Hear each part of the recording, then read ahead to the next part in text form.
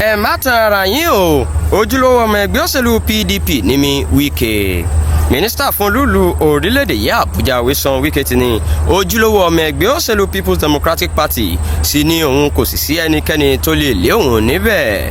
Wike sọ̀rọ̀ yìí nílùú Àbújá láìpẹ́ yìí nígbà tó ń fèsì lórí báwọn aṣòfin mẹ́rìndínlógún nípínlẹ̀ Rivers ṣe takọsọ lọ sínú ẹgbẹ́ òṣèlú All Progressives Congress APC.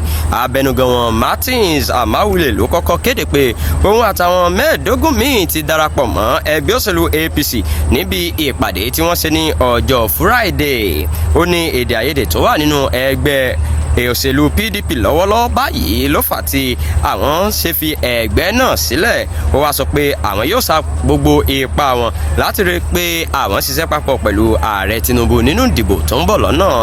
Àmọ́ nígbà tí Wike ń sọ̀rọ̀ ó ní láì fi ti nǹkan tó ṣẹlẹ̀ ọ̀hún ṣe ọmọ ẹgbẹ́ òṣèlú PDP sí ní òun àwọn ọmọ ẹgbẹ́ náà sì ń pọ̀ sí lójoojúmọ́. Ó ní kì í ṣe gbogbo èèyàn ló ti kúrò nínú ẹgbẹ́ PDP digbí ni ẹgbẹ́ náà sì wà nípínlẹ̀ Rivers.